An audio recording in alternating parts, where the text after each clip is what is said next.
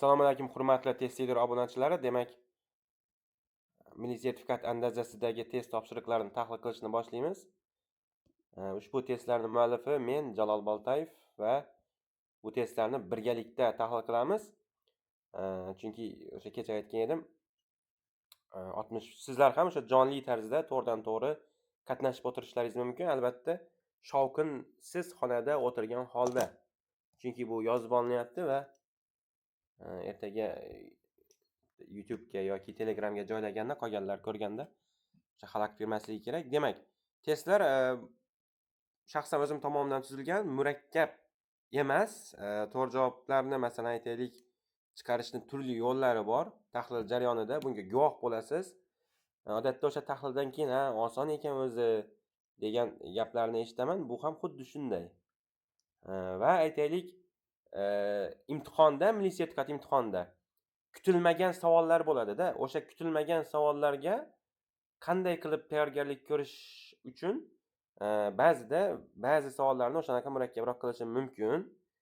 Aytaylik, imtihonda ham hech kim bilmaydigan savollar bo'ladi-ku, o'sha qo'shniroq ichida hech kim bilmaydi. Aslida ularni kimdirlar topib chiqadi. O'sha kimdirlar qatorida mening ham o'quvchilarim bo'lishi uchun ba'zida o'sha ba'zi savollarni shunaqa tartibda qilaman. Masalan, haqiqatan o'sha ko'pchilik topolmagan savollarni o'quvchilarim topgan va aynan shuning uchun ham o'sha natijalar o'sha 85-87 kabi natijalarga ham bevosita hissa qo'shgan bu testlar va bu tahlillar. Demak, boshlaymiz.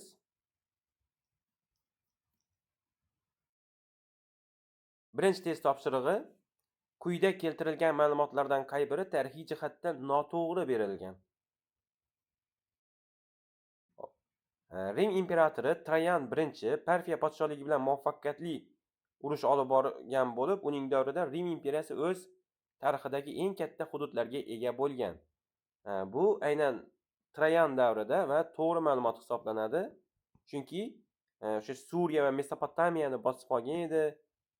Aytaylik, kimdir Octavian Avgust davrida, kimdir Sezar davrida deb o'ylashi mumkin, lekin aynan Trayan davrida eng katta sarhadlarga ega bo'lgan. B varianti: yuqori Misr podshosi Menes miloddan avvalgi 3000-yilda Janubiy va Shimoliy Misrni birlashtirib yagona Misr davlatiga asos solgan va Misrning ilk firavni bo'lgan. Bu Menes hisoblanadi, Misrning ilk firavni. S javob: Rim imperatori, Rim hukmdori Octavian Avgust miloddan avvalgi 30-yilda Misrni zabt etib, Ptolemeylar sulolasi hukmronligini tugatgan va Misrni Rim viloyatiga aylantirgan. Aynan bu ham to'g'ri ma'lumot.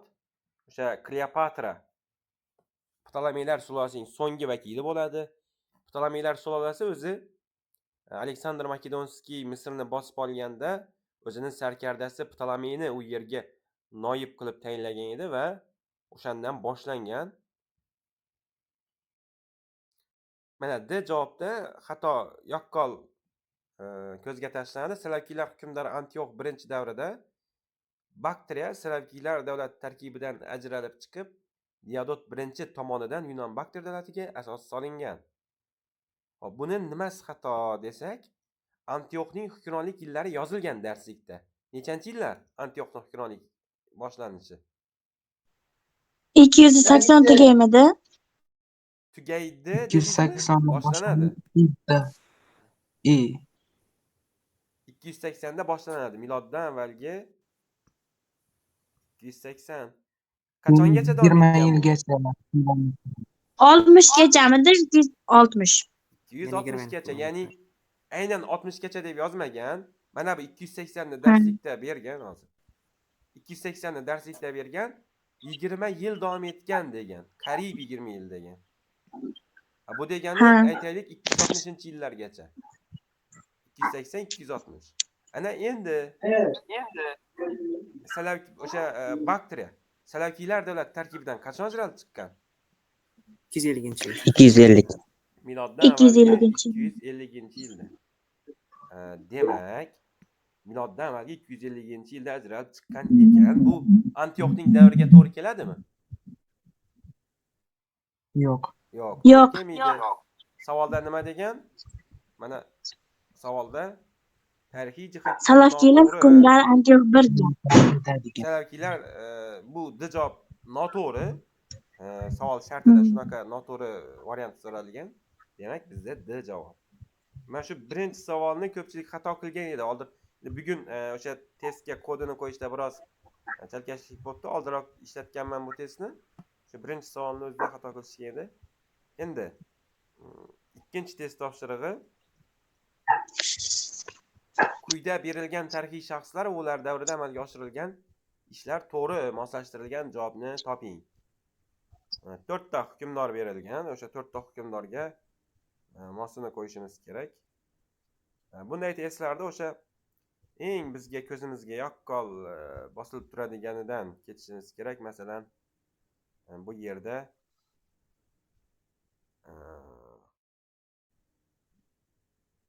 o'sha qalqon puli solig'i joriy etildi. Menimcha aytaylik, bu ko'pchilikka oson bo'lishi mumkin. Kimni davriga Genrix 2 bo'ladi. Genrix ikkinchi. Aynan yozilganda bu Genrix ikkinchi deb. Shuning uchun ko'pchilikka shu oson bo'lsa kerak deb o'ylayapman. Qalqon puli. Mana Genrix ikkinchi Plantagenet. Bizga 4 ga Hozir qarang, 4 ga D bo'lyapti. B bilan S chiqib ketadi, A bilan D qoladi. shuni aytmoqchi edim. 4 ga D. 4 ga D ni olsak mana ikkitasi ketdi. Ketdi. Endi bizga yordam bermaydigan variantlar ham bor ekan bu yerda. Yordam bermaydigan birinchi yordam bermaydi endi. Birinchisi. Tekshirib olishga yordam beradi, lekin javob chiqqandan Hozircha keyin yordam bermaydi. demak 2 3 har xil. Demak, bittasini bilsak bo'ldi bu yerda. Karl 6-Telba deyilgan, laqabi Telba. Mana A javobda B qo'yilgan. Fransiyaning 3dan 1 qismi inglizlar tasarrufiga o'tdi. G javobda esa inglizlar Parij shahrini egalladi. Qaysi biri to'g'ri keladi? U boyagi biz to'g'ri keladi. B dedingizmi? Ha, B. 3ni ko'raylikchi, mayli, qarang. Yuan yersiz. Yuan yersiz. E qo'yilgan. Inglizlar va fransuzlar o'rtasida Poitiers jangi bo'lib o'tdi. Keyin S javobda esa Normandiya Fransiya tasarrufiga o'tdi. Qaysi biri to'g'ri keladi? Menimcha E. S javob to'g'ri keladi. S javob to'g'ri keladi bunga. Hozir nima Filip uchun? Filip 2 bilan. Qarang. Poitiers jangi bo'lib o'tdi degani bu Yuan Saxiy va uning o'g'li Filip 2-asirga tushar edi Poitiers jangida. Yuan Saxiy 732-yilda. Yo. 732 emas. 1356 u. Ikkita bo'laydi. 1356-yildagi Poitiers jangi, o'sha yuzlik urush doirasidagi. Endi bu yerda masalan o'sha Yuan yersizga Normandiya tasarrufiga o'tdi. S javob to'g'ri keladi. Shuning uchun bu yerda D javobda. Masalan, hozir nima uchun 3ni ko'raylikchi dedim? Chunki mana hozir sizning ismingiz nima edi? Ikkinchida yanglishdingiz-da. Ikkinchida yanglishdingiz, shunga 3-ni ko'raylik dedim. Ikkinchiga o'zi aslida to'g'ri keladi. Ya'ni inglizlar Parij shahrini egalladi bo'ladi. Karl 6-davrida. Nechanchi yilda egallagan edi? Yili 415 Azincourtdan keyin bo'ldi. Azincourt jangidan keyin, 1415-yilda. Karl 6-ni yillarini bergan, to'g'rimi? Ha, bergan. 1422 adashmasam. Necha dedingiz? 1422 yildan keyin Karl 7 keladi. Shunday, keyin bu Normandiya Fransiya tasarrufiga o'tdini ham bergan. O'sha Yuan yersiz bilan Filip 2-Avgust o'rtasida kurash bo'lar edi. Keyin Normandiya Fransiya tasarrufiga o'tar edi. Shuning uchun ham u Yuan yersiz laqabini olgan, o'sha yerlarini boy berib qo'yganda. Keyin Papa Klement 5 papalik qarorgohini Avignon shahriga ko'chirdi. Mana bu joylari bizga uncha kerakmidi? Masalan, qaranglar. Buni qayerdan bilaman Klement 5 ekanligini deb xavotirga berilmanglarda imtihonda. Masalan, papalik qarorgohi Avignon shahriga nechanchi yili ko'chirilganligini bilamiz-ku. Nechanchi yil ko'chirilgan? 1307.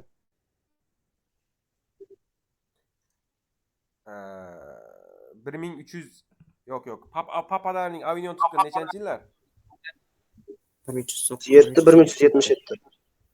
Papalarning Avignon tutquni 1309, 1377. 1307 emasda, 1309.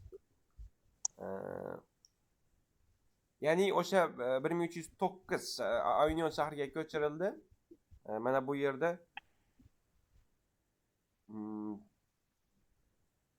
qaysinga to'g'ri keldi? 1ga mana Filip 4. Filip 4 mana. Filip 4 chiroyli o'sha nima bilan papa bilan Bonifasiy 8 bilan mojaro yuzaga keladi. Keyin bu mojaroda yutib chiqadi. Keyin uni davrida papalarning Avignon tutquni boshlanadi. Kimning davriga kelib yakunlangan bu Fransiyada?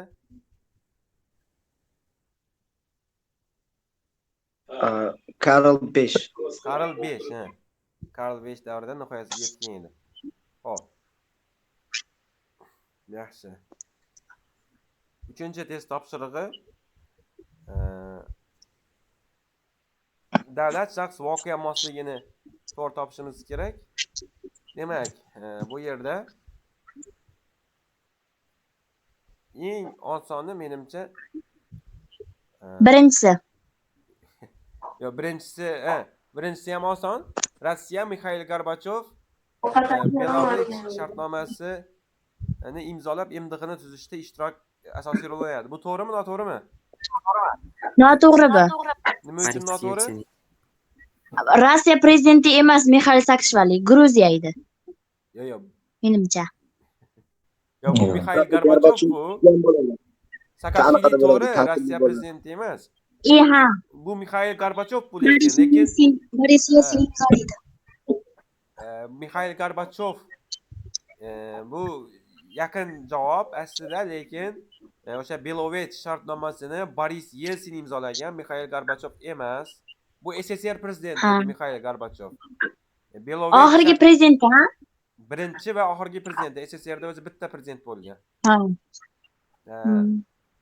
Mikhail Gorbachov emas, o'sha Boris Yelsin imzolagan bu shartnomani. Tarixga o'sha Boris Yelsin Belovech shartnomasi nom bilan kirgan. Birinchi demak noto'g'ri. Endi birini bilmasligim o'quvchi. Shunga birini nima qilmay turamiz. Lekin darslikdan kelib chiqqan holda ham bilsa bo'ladi. Chunki mana Rossiya bilan Gorbachov mos kelmaydi-da. U SSR bo'lsa mos kelardi. Ha. Rossiyaniki u Boris Yelsin. Lekin mayli, buni kuchli o'sha chalg'ituvchi bu. Shuning uchun birga indamay turamiz. Bu yerda eng yaqqol namoyon bo'lib turgan menimcha 6. Chexoslovakiya Aleksandr Dubchek Praga bahori nomli nom bilan kirgan inqilob natijasida hokimiyatdan mahrum bo'ldi. Bu yaqqol. Bu to'g'ri javob. Ha. To'g'ri. 6 bor javoblarni belgilaymiz. Mana chiqib ketadi o'zidan. Hech bo'lmasa chiqib ketadi. Nima uchun? 6 yo'qligi uchun. Yo'q, ha. Endi ko'ramiz, bu yerda 5 bizga yordami endi tegmas ekan 5 ni. Chunki qolganlarda bor. Tekshirib ko'ramiz. 3 ko'raylik. Xitoy Mao Zedong AQSh prezidenti Richard Nixonning Pekinga tashrifidan so'ng ikki davlat o'rtasida uzoq yillik sovuq munosabatlar yumshadi. Bu to'g'ri, tekshirib ko'rdik-da. To'g'ri. 2 ko'ramiz. Misr. 2. Misr Anvar Sadat SSR bilan barcha aloqalarni uzib, AQSh bilan yaqinlashdi. Uning yordamida iqtisodiy rivojlanishni boshladi. 2 to'g'ri ma'lumot. Ha. To'g'ri bo'lgandan keyin javob chiqib ketadi. Javob chiqib ketadi.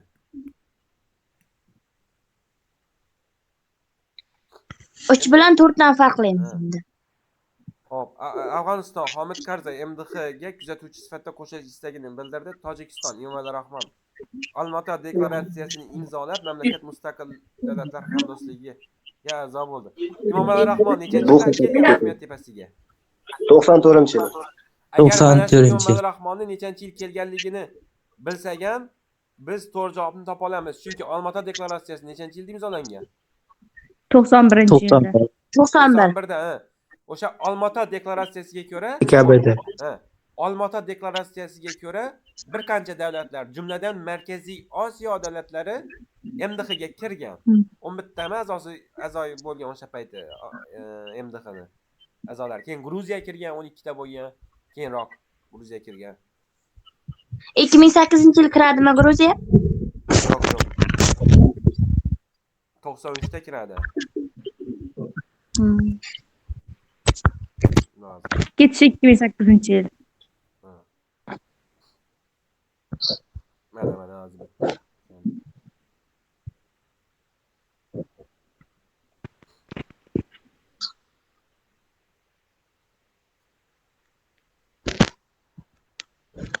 Mana MDHga 8 ta davlat qo'shilgan o'sha Olmaota deklaratsiyasiga ko'ra va mana 11 taga yetgan. Gruziya 93 ta kirgan. Mana Qozog'istondan Nursulton Nazarboyev, O'zbekiston Islom Karimov bo'lgan o'sha paytda, Tojikistonni darslikdan kelib chiqqan holda bo'lmaydi. Qirg'izistonda Asqar Akayev, Turkmaniston Saparmurod Niyozov, Ozarbayjon Ayaz Mutalibov, Armaniston ham kirgan o'sha payti Olmaota deklaratsiyasiga ko'ra. Levan Ter-Petrosyan, birinchi prezidenti, Moldova, Mirza Senegur, o'sha oldindan Rossiya, Ukraina, Belarus o'zi a'zo tashkil etgan Boris Yelsin mana Belovet shartnomasini imzolab tashkil etishgan. Ukraina Leonid Kravchuk Belarusligini darslikdan kelib chiqqan holda bilib bo'lmaydi. Xo'p, yaxshi. Mana 93 ta Edvard Shevardnadze davrida MDHga kirgan. Edvard Shevardnadze davrida 12 taga yetgan, 2008 da chiqib ketgan keyin. Mikhail Saakashvili davrida rasman chiqib ketgan. Mayli, davom etamiz. Buni topdik, ha, buni shunda. Buni javobi nima bo'ldi? Bo'ldimi yakuniy javobi? D ha. Xo'p, 4-test topshirig'i xronologik ketma-ketlik. Bunda nima qilishimiz kerak edi? Eng birinchi nima qilishimiz kerak edi xronologik ketma-ketlik testini topishda? Yillarni yozib chiqadimi? Bilganlarim menimcha. Birinchi Birinchi variantlarga variantni qaraymiz. ko'rib 5 Birinchi bilan variantlarga 2 qarash kerak qo'shishimiz edi. kerak. 2 5 mana yo'q, 2 1 yo'q, 2 dan boshlangan yoki 5 dan boshlangan. 2 yo 5. 2 va 5 ko'ramiz. Ikkinchi ingliz afg'on urushi tugadi. Nechanchi yilda tugagan? 1880-yilmi? 80-yilda, ha. Meksikada qullik bekor qilindi. Nechanchi yil? 39 emasmi? 21-yil.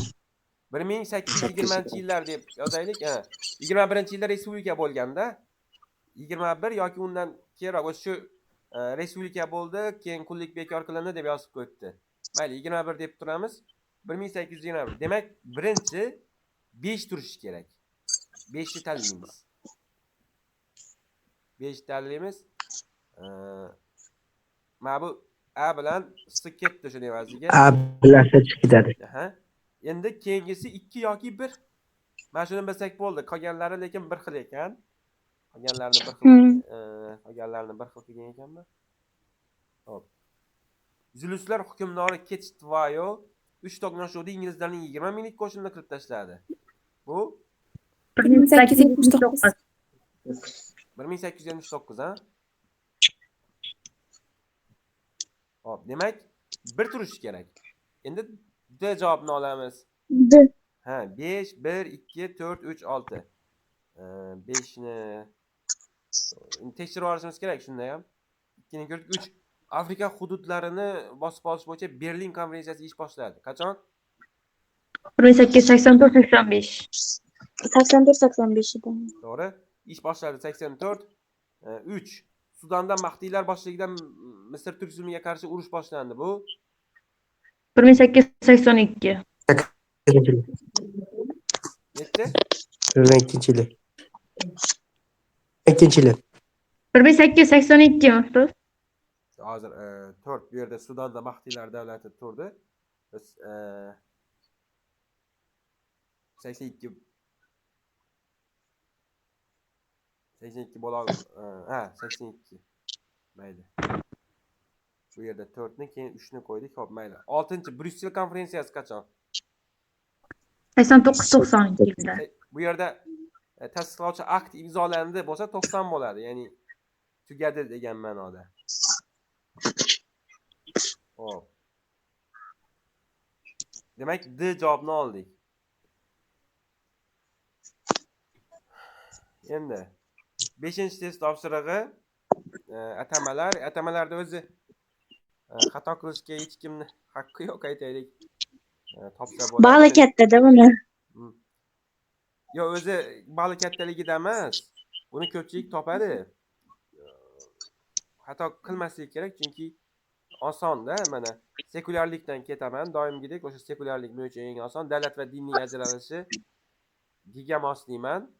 Mana 4G bo'lgandan keyin A bilan B chiqib ketadi. ha. A bilan B chiqib ketadi. Endi 3 dan ham topib olsa bo'ladi. Anneksiya, bosib olish siyosati Ha. 3 ga A. S. A bo'layotgan. 3 ga A. Qolgan javobda mana H moslashgan 3 ga bu o'zga mamlakatlarni bosib olib o'z mustamlakasiga aylantirgan imperialistik davlat bu metropoliya edi. Shuning uchun mana yakuniy javob S. S. Endi tekshirish kerak imtihonda. 6 proteksionizm milliy iqtisodiyotni himoya qilish degan edi. 1 ga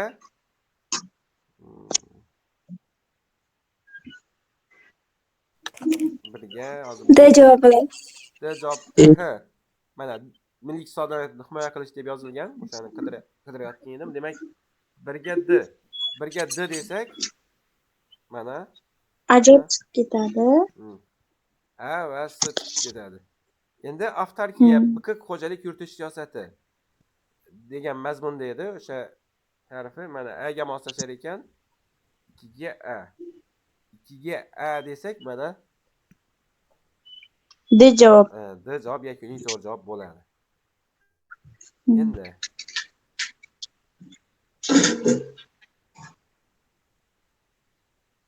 7-chi test topshirig'i. Mana shu 7-chi test topshirig'i aytaylik biroz murakkabroq bo'lishi mumkin, lekin qiziq. Juda qiziq savol. Ha. Shaxsni aniqlash kerak. U milliy hududiy chegaralash siyosati davrida o'sha faol ishtirok etib, Rossiya Kommunistik partiyasi Markaziy komiteti O'rta Osiyo byurosi tarkibida bo'lgan.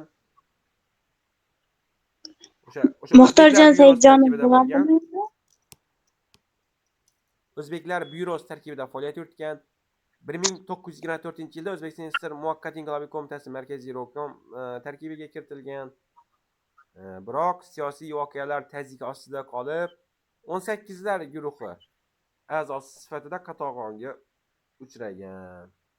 Mana shu 18lar guruhi deganda bizda ikkita javob bo'ladi. Qaysi ikkita javob?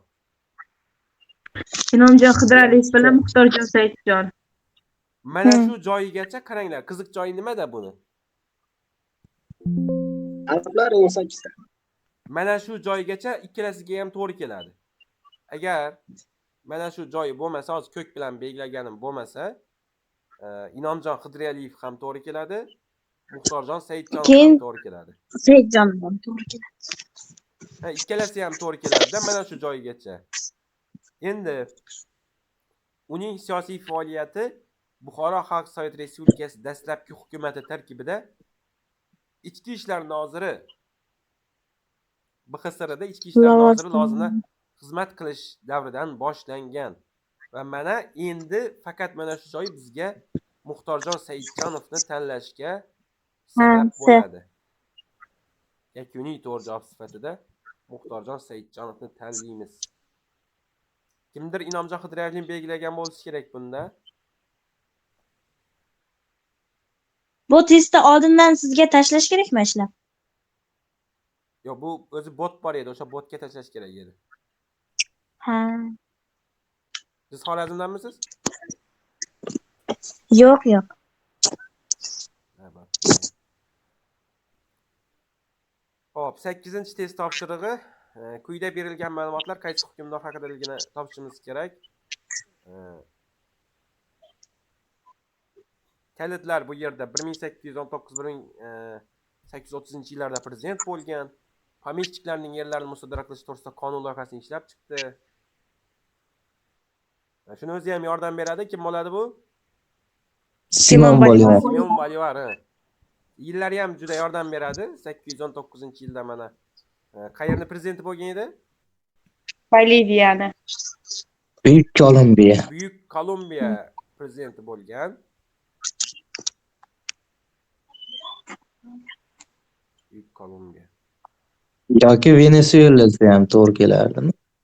Prezidentlik yillari 1819-1830 bo'lsa Buyuk Kolumbiya bo'ladi.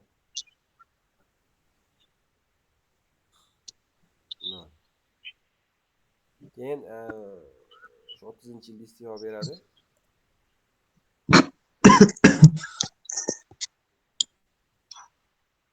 Venesuela 1800 qarang, 1811-yilda Venesuela mustaqil bo'ldi.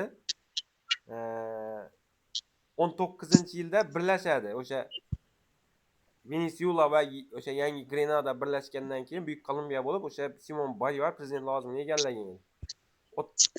Bu yerda o'sha 1930 degani uchun bu Buyuk Kolumbiyani prezidenti sifatida ko'riladi hozir. Keyin 9-test topshirig'i. Davlatni aniqlashimiz kerak. Bu Kogoryo bo'ladi. Koryo bo'ladi, Koryo. Koryo demoqchi edim. B javob. Poytaxti Sonak Sonak. shahri bo'lgan. Shundan ham bir olsa bo'ladi. Koryo Asr ham menimcha bu yerda katta rol o'ynayapti hozir bu yerda. Asrni o'zidan ham topib olsak bo'ladi. Asrni o'zi ham yordam beradi. 10-asrda. Endi ko'pincha poytaxt va davlatlarni o'quvchilar yodlab beradi-ku, buni masalan buni poytaxti bu deb. Koryo qirolligi. Dastlabki hukmdor o'z oldiga yo'qotilgan hududlarni qaytarish maqsadini qo'ygan, biroq reja amalga oshmagan. Kim edi bu? Dastlabki hukmdori? Van Gon. Van Gon. Aha, Van Gon. Davlat buddizm va an'anaviy konfutsiylik ta'limotlarini qo'llab-quvvatlab, madaniy va ilmiy jihatdan yuksalgan. Xo'p, mana 14-asr yana bir bu yerda kalit bor. 14-asrga kelib Mo'g'ullarning ta'siriga tushgan. Nechanchi yilda aynan? 1352 midi? 1352 menimcha. Yo'q. Xato. 92. 1231-yilmidi? 1231. Shuni aytmoqchi edim. 14. Asr xato ketgan ekan, bu 13-asrda. Yo'q, bu xato ketibdi bu. Xato 14 bo'lib xato qolibdi bu. 13 bu. 13 bo'lishi kerak-da, bu 1231 o'zi. Hop, buni to'g'rilab olish kerak. Hozir shuni to'g'rilab olay. Yo'da Word formatda.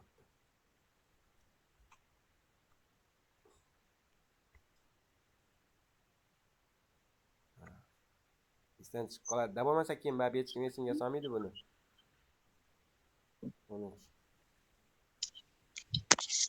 Hop, yaxshi. Keyin yangi savol to'g'riladim.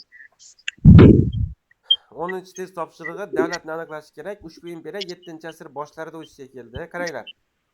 Mana shu 7-asr boshlarida o'sishga keldi degani ham yaxshi yordam beradi. Chiqib ketadi bizda. Qo'shonchalar ketadi. Chunki qachon o'sishga kelgan Mauriylar davlati? 3-asrda miloddan avval. Miloddan avvalgi 3-asrda Kushon ham chiqib ketadi va Guptalar imperiyasi ham chiqib ketadi. Agar biz bitta asr Harsha bo'ladi. Harsha qoladi, ha. Agar faqat 606, 647 midi? Shunday. Hop. Davlat Hindiston shimolida, endi Hindiston shimolida katta hududlarni egallagan. 13-asrgacha Hindistondagi eng yirik davlat sifatida mavjud bo'lgan. Hop. 11-test topshirig'i BMTni tuzish g'oyasi dastlab mana shu savolda ham ko'pchilik xato qiladi odatda. Lekin oson bu ham. BMTni tuzish g'oyasi dastlab qaysi tarixiy shaxslarning imzolagan deklaratsiyasida o'z aksini topgan. 10-sinf jahon tarixida yozgan edi. Bu g'oya o'zi nechanchi yilda vujudga kelgan? 1945-yilda. Yo'q. 42'de. 42da vujudga kelgan-ku bu g'oya. Tuzilgani 45 yil. Ha? Tuzilgani 45 yil. Tuzilgani 45. O'sha g'oyani vujudga kelishi 42. Bu to'g'ridan to'g'ri yozib qo'yibdi buni darslikda. Endi biz o'sha 42da kimlar rahbar bo'lganligini bilishimiz kerak. 4 ta davlat, o'sha davlatni ham yozib qo'yibdi. Mana o'zi shu joyni ko'rsatay, shunda sizlarga yaxshi nimaroq bo'ladi. Esingizga keladi.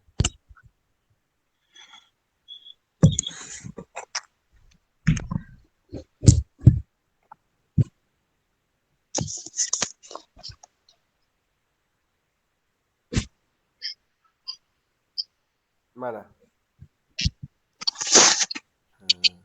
42. 1942-yilda imzolangan deklaratsiyada o'z aksini topdi. Va bu yerda mana AQSh qaysi davlatlar deganda AQShni yozib qo'yibdi. Bu g'oya dastlab Buyuk Britaniya. AQSh, mana Buyuk Britaniya, SSR va Xitoy tomonidan imzolangan deklaratsiyada o'z aksini topdi deb yozib qo'yibdi. Endi qaranglar.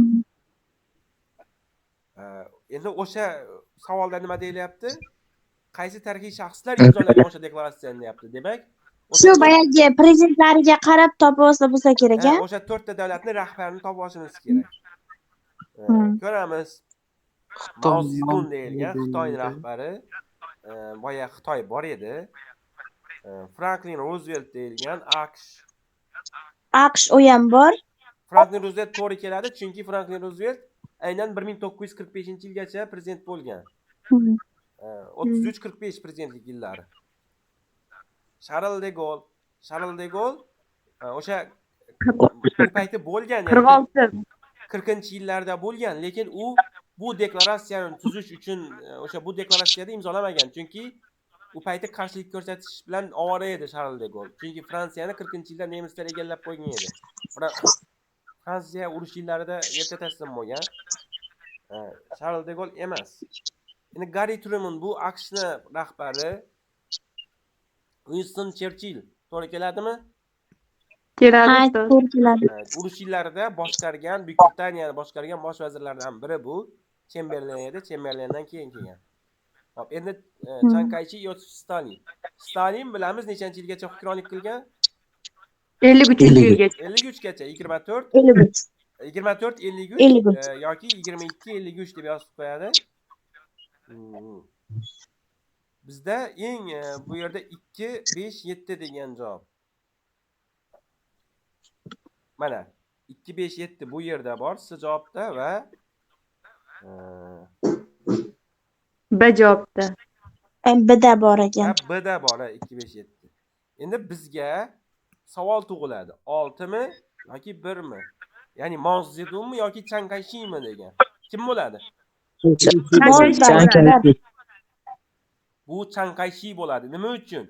Mao Zedongning hukumati tan olinmagan BMTni tuzishda Chiang Kai-shek hukumati nima deydi o'sha faol bo'lgan. Buni biz eski O'njahondagi darslikdan ham bilib olishimiz mumkin. Mana hozir uni ko'rsataman. Eski O'njahonni.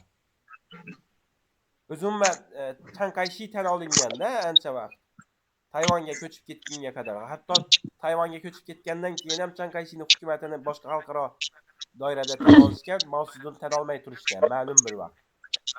Keyin o'sha Richard Nixon boradi, eslasaysizlar, Xitoyga. Shundan keyin munosabatlar yaxshilana boshlaydi.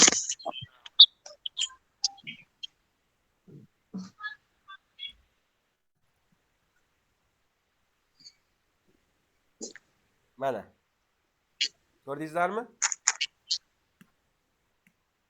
Chiang Kai-shek hukumati BMTni tuzishda faol qatnashdi deb yozib qo'yibdi eski darslikda. Xo'p.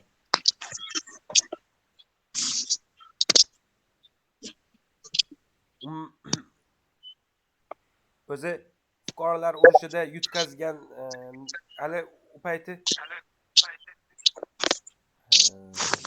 Chiang Kai-shekning hukumati ustuvor bo'lganda, mana 49-yilgacha Xitoy Xalq Respublikasi tuzilgunga qadar 49-yilda yutqazib Tayvanga ko'chib ketadi Chiang Kai-shek hukumati. Hop, davom etamiz. 12-test topshirig'i to'g'ri-noto'g'ri xulosa aniqlashimiz kerak. Turkistonda Kuropatkin general gubernatorligi davrida Nazirxo'ja Eshon va Abdurahmon Jevatchi boshchiligida Jizzax qo'zg'oloni ko'tarilgan. Bu 1916. to'g'ri ma'lumotmi? 16. To'g'ri ustoz. To'g'ri ma'lumot. To'g'ri.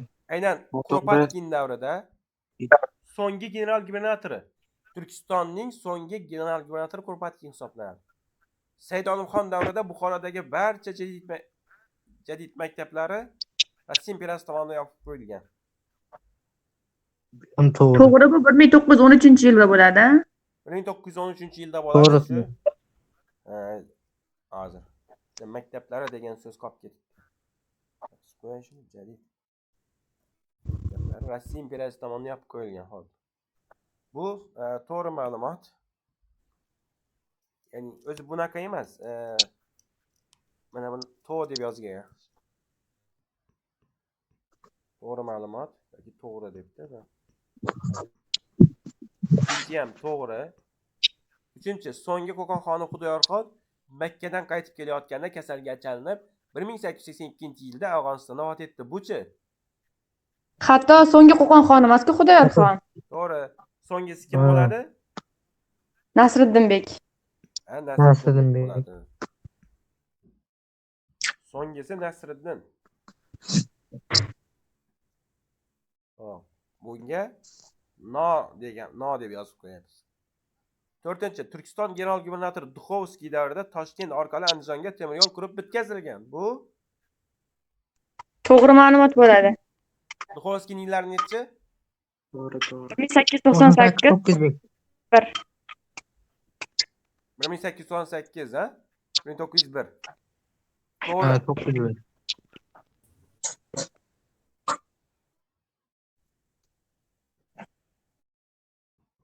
To'g'ri.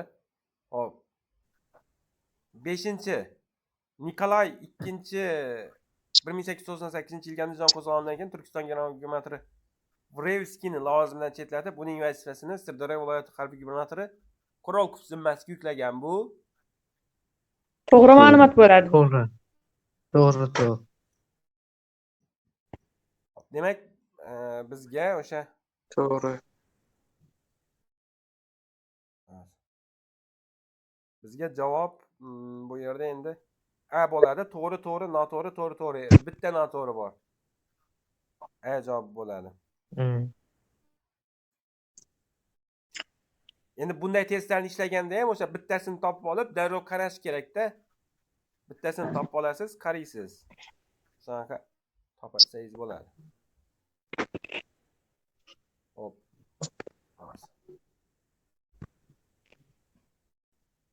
13-chi test topshirig'i quyidagilardan 1940-yillar tarixiga oid bo'lganlarni belgilang. Qaranglar, mana birinchini darrov chiqarib olsak bo'ladi. Urushlar tarixida birinchi tankning qo'llanishi, bu yilini bilish shart Somma emas. jangida. Qaysi urush ekanligini ham bilish Somma shart jangi, emas. 15-yil. Somma jangida. Qarang. Masalan, birinchi jahon urushi ekanligini bilsak bo'ldi-da, agar testda masalan birini chiqarib olsa bo'ladi darrov. Qaysi jangda o'zi? Somma jangimi? So'ma jangi. Birini chiqarib olamiz va sizga javob chiqadi. Holokost bu Gitlerning o'sha yahudiylarga qarshi qilgan qirg'ini, genotsidi. Holokost deb tarixga kirgan, bu aynan kiradi. 40-yillarga oid bu. 2 bor javoblarni olishimiz kerak. Va natijada mana B javobi ham chiqib ketadi. Nima uchun? Chunki 2 yo'q. Endi 4 va 5. AQShda ilk vodorod bombasining yaratilishi. Mana shu 4 ni olib olishi mumkin kimdir. Lekin aslida olmasligi kerak. Nima uchun olmasligi kerak? Vodorod bombasi debdi-ku, bomba qirayotga 57-yil dedi vodorod bombasimi? 57mi, 56mi? aynan vodorodni qarang. Vodorodni aynan yilini bilish shart emas. To'g'ri 57-yilda, lekin bu yerda farqlash kerak atom bombasi va vodorod bombasi boshqa ekanligini. Vodorod bombasi emas bu. Agar atom bo'lganda 40-yillar bo'lardi. O'sha 45-yilda yaratilgan va 45-yilda o'sha Yaponiyaga atom bombasi tashlangan edi Hirosima va Nagasakiga AQSh tomonidan. Endi bu yerda lekin vodorod deyilgan. Vodorodni ham AQSh yaratgan, lekin o'sha 50-yillarning ikkinchi yarmida yaratgan. 40-yillar tarixiga oid emas. Bu vodorod bombasi atom bombasidan bir necha baravar kuchliroq. Bir necha 10 baravar kuchliroqda. Va shuning uchun 2-5 ni olamiz. Mana Atlantik Xartiya nechanchi yilda imzolangan? 1941. 41. 1941. Mana 5 olamiz va bizda yakuniy to'g'ri javob kelib chiqadi. D javob. Xo'p. 1890-yillarda Fransiyada Dreyfus ishi deb nom olgan ish qo'zg'atildi. Siyosiy kuchlar bu jinoyat ishidan asosan qanday maqsadda foydalanganlar? Bu yerda javob mana aholi orasida demokratiyaga qarshi tashviqotni kuchaytirish bo'ladi. Buni bilish kerak. Aynan yozib qo'yilibdi bu. Yozilgan darslikda aynan.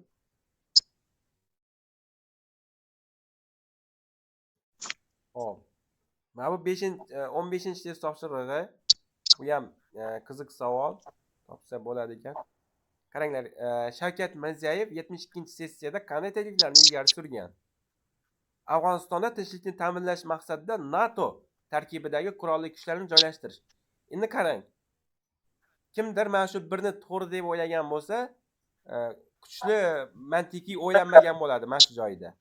O'sha kuchliroq o'ylash kerak. Nima uchun? Chunki hech qachon masalan NATOni kuchlarini bu yerga joylashtirishni Shavkat Mirziyoyev ilgari surmasa kerak-da. Masalan, Markaziy Osiyodagi hech qaysi prezident NATOning kuchlarini joylashtiraylik deyishi ehtimoldan yiroqroq. Nima uchun? Chunki birinchidan Rossiya ta'siri bor bu yerda.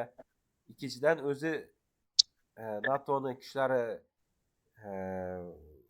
joylashishi to'g'ri ham kelmaydi, chunki NATO bilan masalan hamkorlik qilishi mumkin Markaziy Osiyo davlatlari, lekin hech bir a'zo emas-da. Shuning uchun to'g'ri kelmaydi. Afg'onistonda tinchlikni ta'minlash uchun ma'rifiy yo'llarni izlagan edi Shavkat Mirziyoyev. Ma'rifiy. Unaqa NATOni qurolli kuchlarni joylashtiramiz emas. Bir bor javobni chiqarib yuboramiz. Xo'p. Bir bor javob chiqib ketsa, ikkita javob chiqib ketadi. Va S chiqib ketadi. Ustoz, Nima? lekin mana bu botingni sanato'g'ri olganda S javobdi. Men B belgiladim, xato chiqadi. 15-savolda. Bugun botda o'sha xato qolib ketibdi. Ya'ni Xo'p. Endi Bosh Assambleyani ma'rifat va diniy bag'rikenglik deb nomlangan maxsus rezolyutsiyasini qabul qilish. Bu bor edi.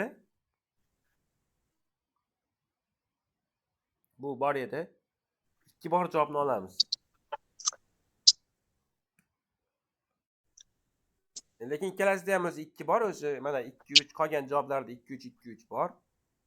Keyin BMTni yoshlar huquqlari to'g'risidagi xalqaro konvensiyasini ishlab chiqish. Bu ham bor, o'zi mana 3-chi qolgan javob. Buni yoddan bilib qo'yinglar, juda muhimda, testda kelgan ham bu. Keyin 5-chi Markaziy Osiyoda suv resurslaridan foydalanish yoki 4-chi Orolni qutqarish xalqaro jamg'armasini tashkil etish. Orolni qutqarish xalqaro jamg'armasi nechanchi yilda tashkil etilgan? 1994. 90 3-yilda emasmi? 93 ha. Ya'ni u Islom Karimov davrida-da. Orolni qutqarish xalqaro jamg'armasi. Aynan yilini bilmagan taqdirda ham o'sha jamg'arma ancha ertaroq Karimov davrida ekanligini bilsa ham o'sha 4 ni chiqarib yuborsa bo'ladi. Va mana B.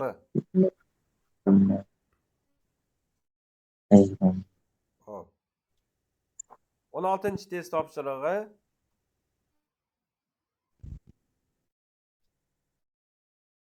Mustaqil O'zbekiston boshqaruvi va tarixi bilan bog'liq to'g'ri berilgan ma'lumotlar. Shavkat Mirziyoyev davrida O'zbekistondagi prezidentlik saylovi tarixida ilk bor ayol kishi nomzodi ilgari surilgan. Endi qaranglar. Agar Shavkat Mirziyoyev davrida bunaqa voqea bo'lganda biz buni bilardik-da. Katta shov-shuv bo'lardi bu narsa. Lekin Karimov davrida adashmasam o'sha 2007-yilda ayol kishi nomzodi ilgari surilgan. Biz prezidentlik saylovlari degan qo'llanmamda ham yozilgan edi bu.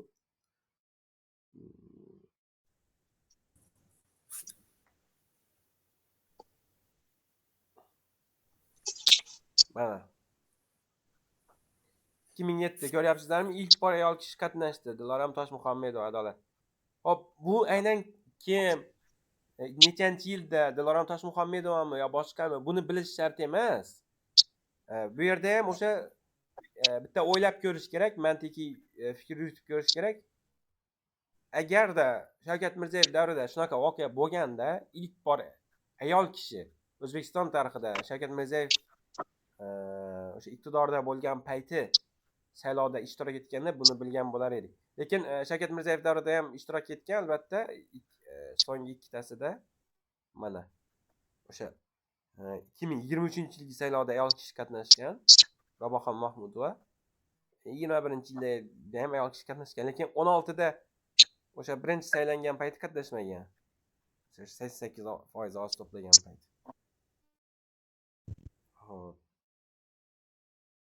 Yaxshi.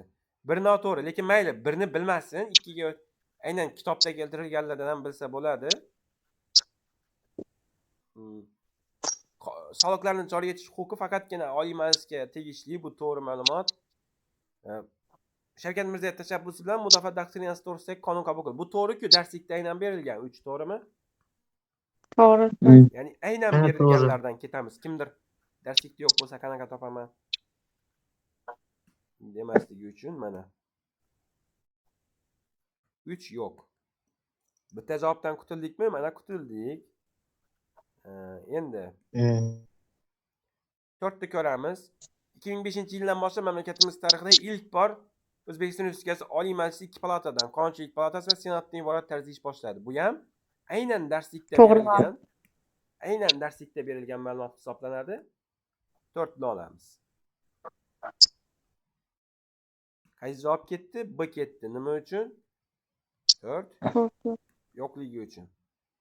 Xo'p, endi 2 bu yerda bizga yordam bera olmaydi hozircha.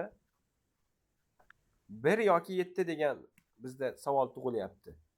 1 yo 7. Qaysi biri? 1ni ko'rdik, bilmadik 1ni, ikkilandik. 7ni ko'ramiz. 1992-yilda Toshkentda birinchi bo'lib AQShning elchixonasi ish boshladi. Bu To'g'ri ma'lumot. Bu to'g'ri ma'lumot.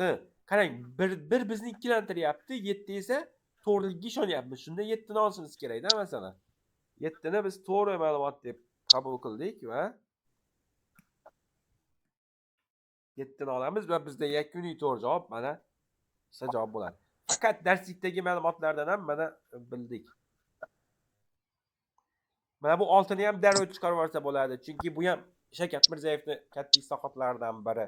92-yilda prezident farmoni asosida o'sha O'zbekiston Respublikasi Oliy sudi hammasi birlashtirilib Oliy sud bo'ldi.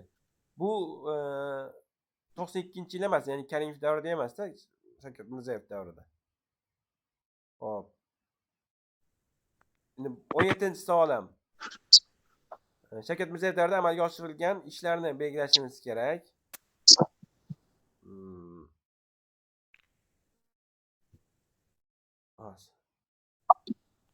Bu yerda mana oliy ta'limdan keyingi ta'lim aspirantura va doktoranturaga ajratildi.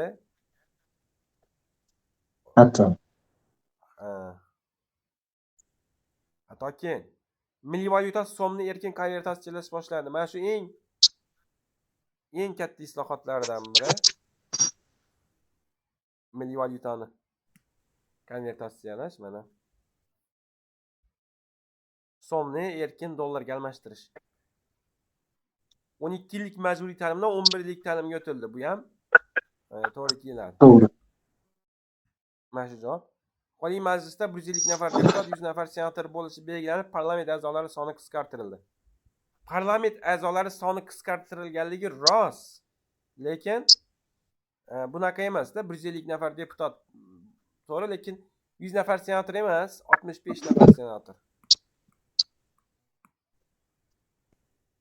Hop.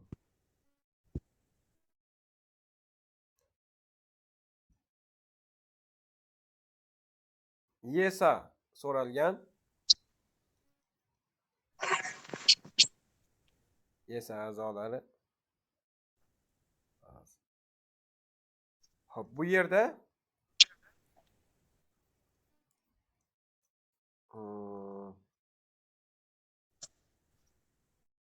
o'zi eng birinchi aytaylik Buyuk Britaniyani olishimiz mumkin. O'zi topishdan osonroq yo'li bo'ladigan bo'lsa, Buyuk Britaniyani olamiz. 3 bor javoblarni olishimiz kerak. B va D qoldi. Ikkita javob chiqib ketadi. Hmm. O'zi YESAga qaysi davlatlar a'zo edi? Buyuk Britaniya, Belgiya, Shveysariya, Shvetsiya, Qarang. Portugaliya,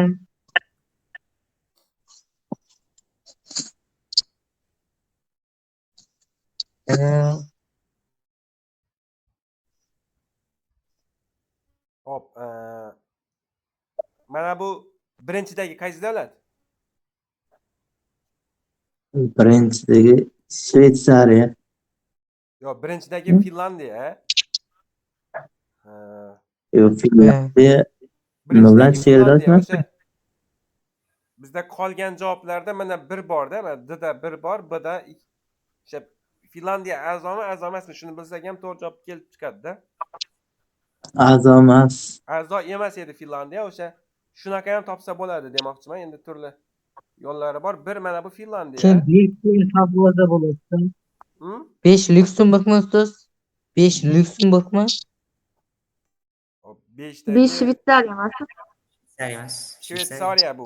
5dagi Shveysariya. Fransiya yonboshida. Mana bu 4dagi Fransiya. 8dagi Ispaniya. 5dagi Shveysariya 5dagi. 6dagi Avstriya. 7dagi Vengriya bo'ladi 7dagi. Hop, lekin bu yerda unaqa hammasini bilish shart emas. O'sha qaranglar, o'zi o'sha YESAga a'zo davlatlar Buyuk Britaniya, Avstriya, Shveysariya ham a'zo. Keyin yana bir bilish yo'li bor. Mana bu eng oson davlatlar qaysi? Ko'pchilik topadigan. 8 qaysi davlat? Ispaniya. 8 Ispaniya, to'g'rimi? Ispaniya a'zo emas. Portugaliya a'zo. Portugaliya qayerda turibdi bu yerda? Yonboshidan Ispaniyaning kichkina Yonboshida, yerida. lekin bunga raqam qo'yilmagan. Portugaliyaga. Chalg'ituvchi qilish uchun qilganman-da, chalg'ituvchi qilish uchun. Mana bu 8 ni agar Portugaliya deb o'ylasa, lekin agar bilsa, o'sha Ispaniyaligini bilsa, nima qiladi? 8 bor javoblarni chiqarib oladi.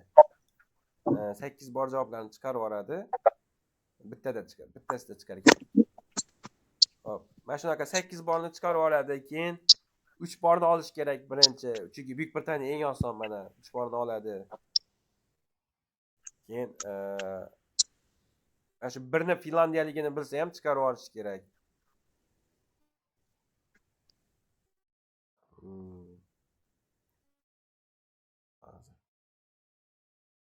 Daniya a'zoda, Daniya a'zo lekin Finlandiya a'zo emas. Hop. Shunda B javobni tanladikmi bunda? Italiya. Italiyaga qo'ydik. Italiya a'zo emas. Italiya a'zo emas. A'zo emasmi? Yo'q, yo'q. Italiya a'zo. O'sha payti tashkil etilgan payti Italiya a'zo bo'lmagan. O'zi Italiyaga qo'yilmagan ham bu yerda raqam. Hop. Davom etamiz. Hozir bir daqiqa. Quizni tashlashim kerak.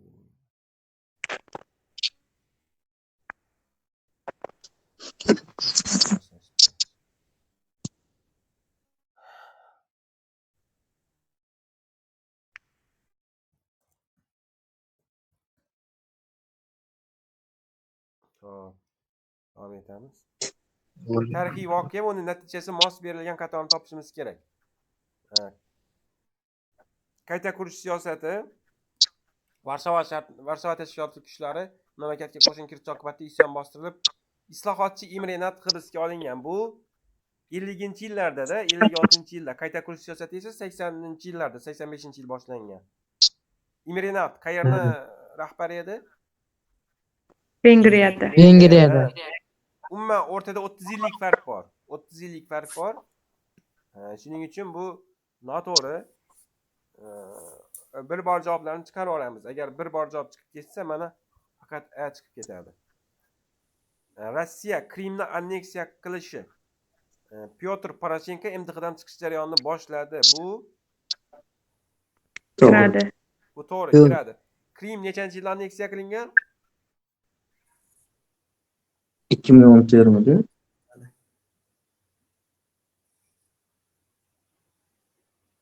Krimning anneksiya qilinishi. 2014. 2014, ha. Pyotr Poroshenko boshladi, lekin aynan 2018 da chiqib ketgan edi, adashmasam hozir.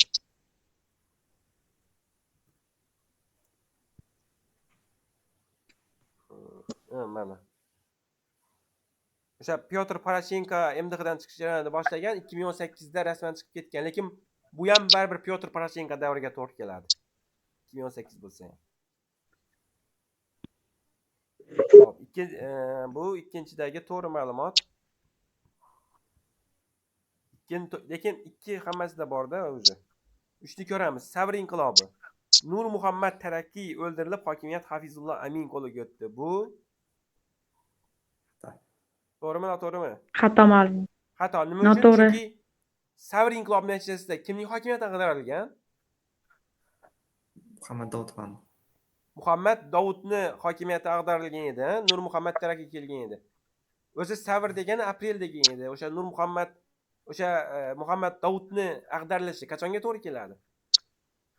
1977mi? Yo'q. 79midi? 1978, 27-aprel. Ya'ni buni o'sha Savr inqilobi kimni ag'darilishi deganda odamlar chalkashishi mumkin. Buni o'sha Savrni o'zi bilan bog'lab qo'yish kerak-da. Savr degani aprel degani. O'sha Muhammad Davudning ag'darilishi esa 1978 27-aprel. Darslikda yozib qo'yibdi o'zi 27-aprelda deb. Davud hokimiyatdan chetlatiladi, Nur Muhammad Tarakkiy keladi. Endi buni demak noto'g'ri.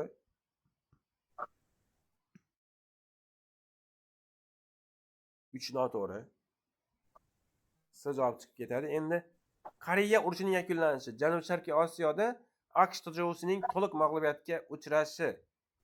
Bu noto'g'ri. Vyetnam urushining yakunlanishi, o'sha Vyetnamni birlashishi natijasida Janubi-Sharqiy Osiyoda tugagan. Bu 70-yillarning o'rtalariga to'g'ri keladi. 73-yilda AQSh o'z qo'shinlarini olib chiqib ketgan Vyetnamdan keyin 75-yilda o'sha Shimoliy Vyetnam va Janubiy Vyetnam birlashar edi. Kimni davrida olib chiqib ketgan edi qo'shinlarni? AQSh o'z qo'shinlarini. Kimni davrida? Richard Nikson davrida olib chiqib ketgan edi. Kimni davrida o'zi AQSh Vyetnamga qo'shin kiritgan? Lyndon Johnson davrida. Lyndon Johnson davrida.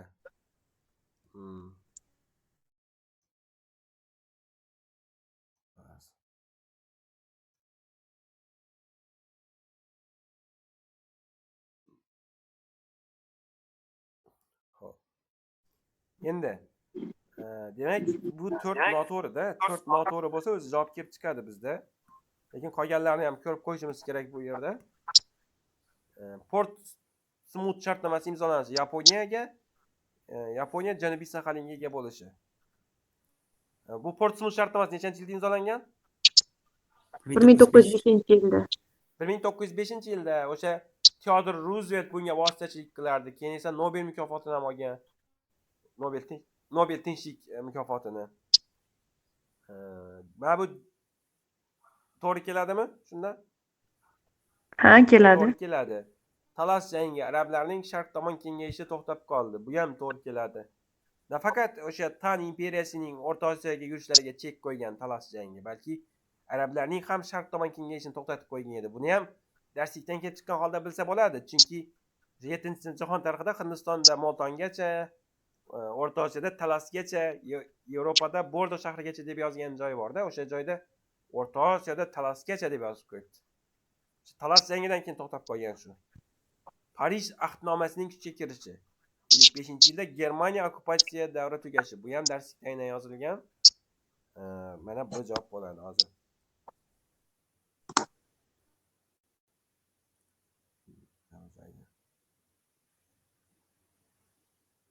Yaponiyaga bo'lib qolibdi mana. Yaponiya o'zi. Yaponiya Janubiy Saxalinga ega bo'ldi bo'lishi kerak. Mana bu joyda ega bo'lishi.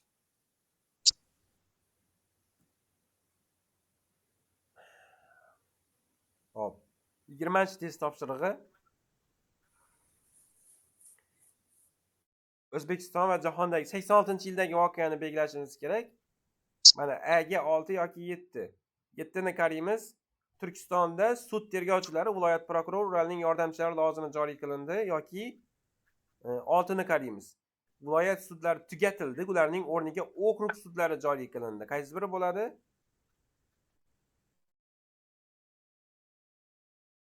Qaysi biri bo'ladi? 7 bo'ladi. Okrug sudlari joriy qilinishi bo'ladi. 7 bo'ladi. Bitta javob chiqib ketadi o'zi. Endi buni ko'ramiz. 86-yilda bo'lgan jahon tarixidagi voqea. 9 yoki 4. Britaniya o'z qirolichasi Viktoriyani Hindiston imperatori deb e'lon qildi. Bu nechanchi yil? 76. 76. 76. 9ni ko'ramiz. Qo'shma Shtatlar va Kanada uyushgan Trade Unionlar ishi ittifoq federatsiyasi Amerika Mehnat Federatsiyasi degan nom oldi bu. To'g'ri keladi. B ga 9 bo'ladi. Agar B ga 9 deydigan bo'lsak, mana A javobi chiqib ketadi. Endi S'ni ko'ramiz. 10 yoki 1. 85. 85-yilda bo'lgan jahon tarixidagi voqea. 1ni ko'ramiz.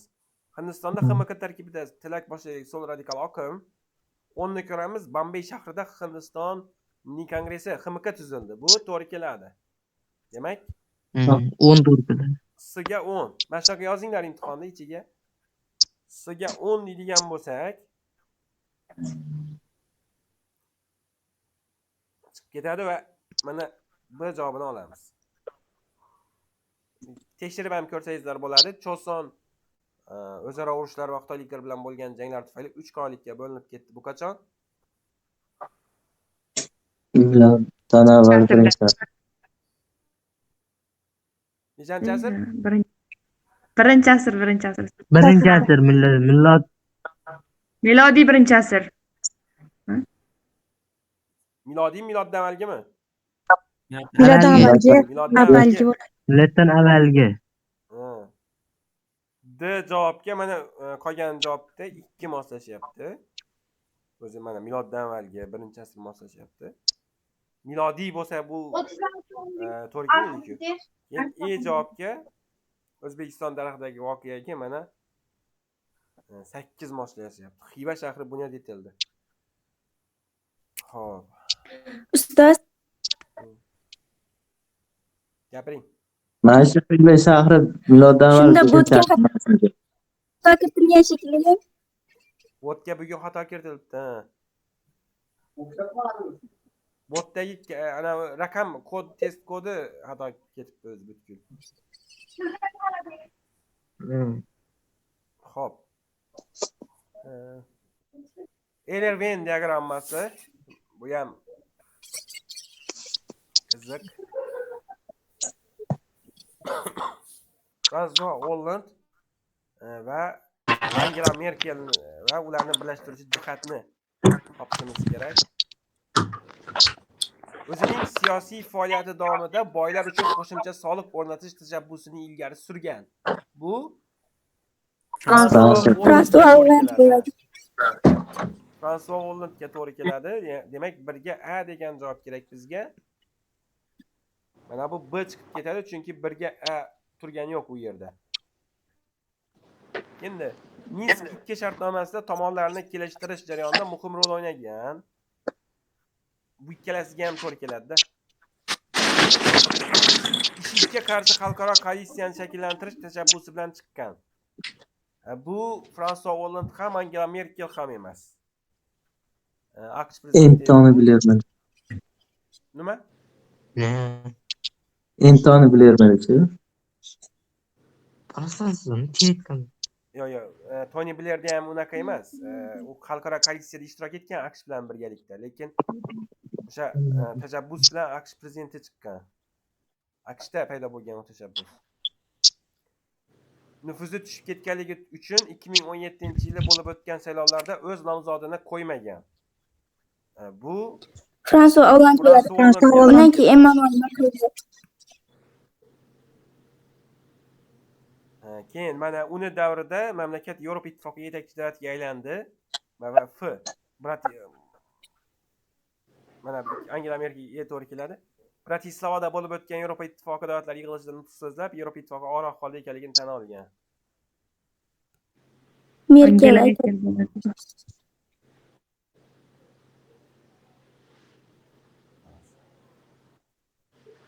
Endi ya'ni endi sizga javob. Bu yerda birlashtiruvchi jihat o'sha Minsk 2 shartnomasida tomonlarni kelishtirish jarayonida muhim rol o'ynagan. Bu o'sha Minsk 4 ta davlat bo'lar edi-ku, mana Minsk 2 o'sha Belarus davlatida imzolangan. Muammoni hal qilish uchun Belarus poytaxti Minsk shahriga Germaniya, Fransiya, Rossiya, Ukraina davlat rahbarlari yig'ilgan. Shu uchib borishgan bular tezkorlikda. İmzolash tomonlari o'zgarmaydi, lekin Rossiya, Ukraina, Donetsk, Lugansk. Va ushbu shartnomani imzolagan davlat rahbarlarini o'sha vaqtdagi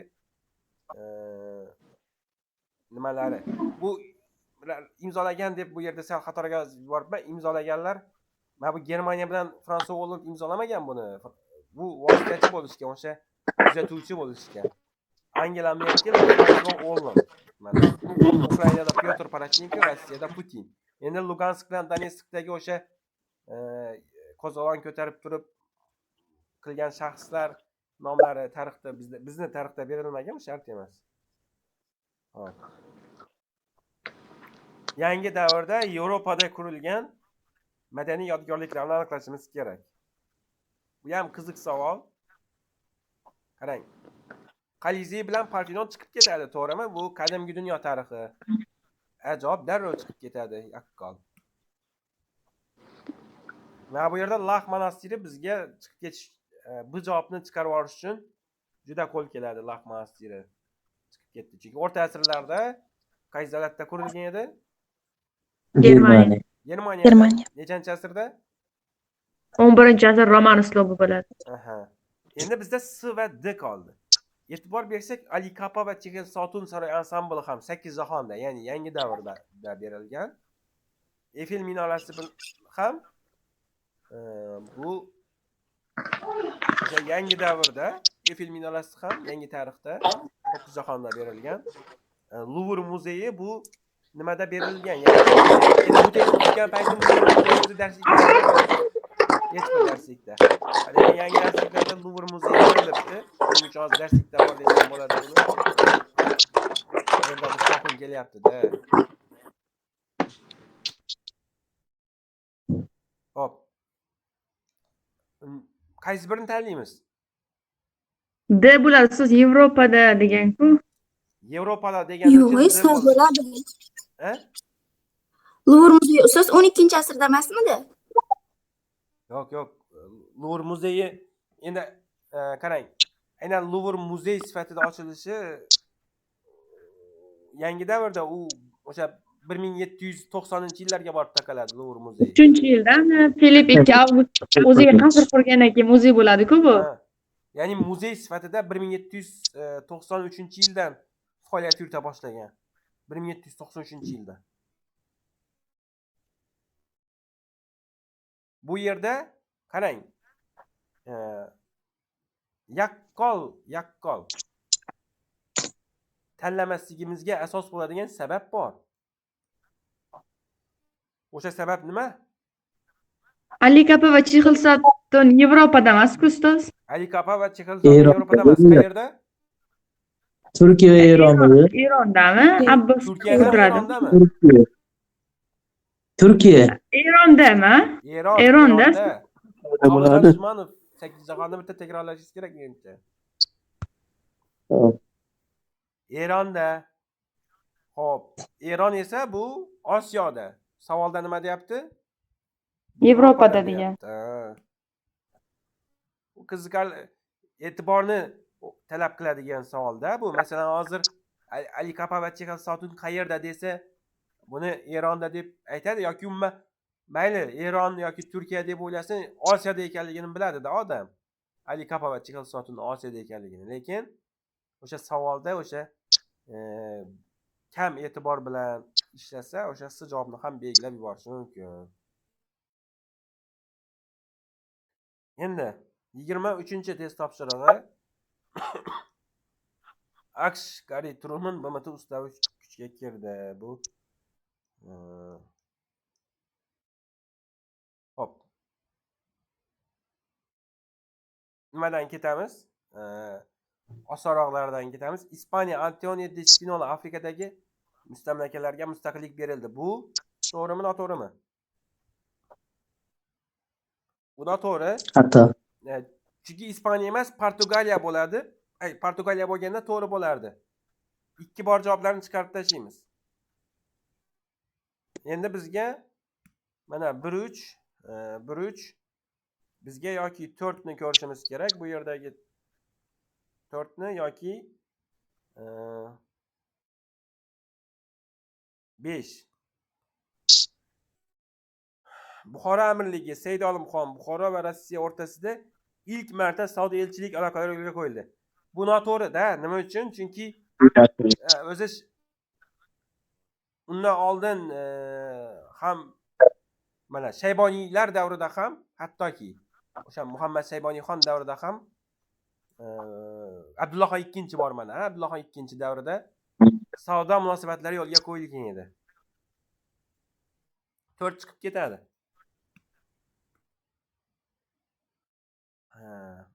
Endi qolgan joy 5 qoladi. Xiva xonligi Oloqulixon Xiva xonligiga Perosi ekspeditsiyasi yuborilgan. O'sha Oloqulixon asirga tushgan ruslardan Xorazmdagi O'risyob degan o'sha suv havzasini qazdirgan deb aytgan edim oldinroq. Xo'p, 1 3 5 degan javob bo'ladi. Endi Javob to'g'ri. AQSh Gari Truman BMT ustavi kuchga kirishi. O'sha BMT ustavi nechanchi yil kuchga kirgan? 1945-yil 24-oktyabrda. 24-oktyabr. Aynan o'sha paytda Gari Truman prezident bo'lganda, Franklin Delano Roosevelt 45-yilda xastalikdan vafot etgan. Agar u vafot etmaganda, aytaylik 49-yilgacha prezident bo'lishi mumkin edi. 32 da g'olib chiqqan, 36, 40, 44, 45, 49. Ya'ni 49-yilgacha prezident bo'lishi mumkin edi. Vafot etmaganda 45-yilda. Xo'p. Mana bu 3dagi ma'lumotni ham muhim bilib qo'yishlaringiz kerak. 3-chidagi ma'lumot. Qo'qon xonligi Umarxon davrida Usmonli davlati Qo'qonning mustaqilligini tan olgan. Buxoro oldida. Bilib qo'yishlaringiz kerak bo'lgan ma'lumotlardan biri. 6. Nima uchun xato? Koreya qirol Yongjo dvoryan bo'lmagan qatlamga ham davlat xizmatida ishlash imkoniyati yaratildi.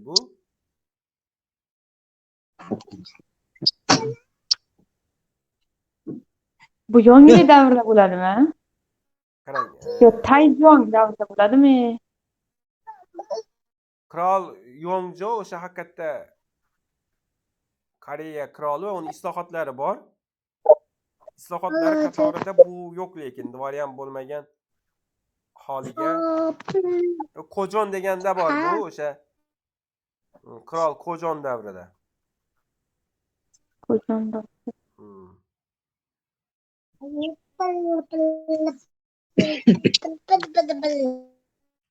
Hop, hozir. Yongjo nechanchi yillarda hukmronlik qilgan edi? 1763. Yo'q. 1725, 1776-yillarda.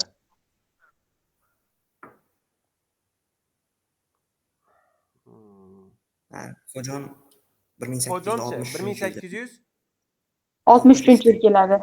otasi boshqaradi. 63da keladi, 63da. Tevangun boshqaradi uni o'rniga, ha.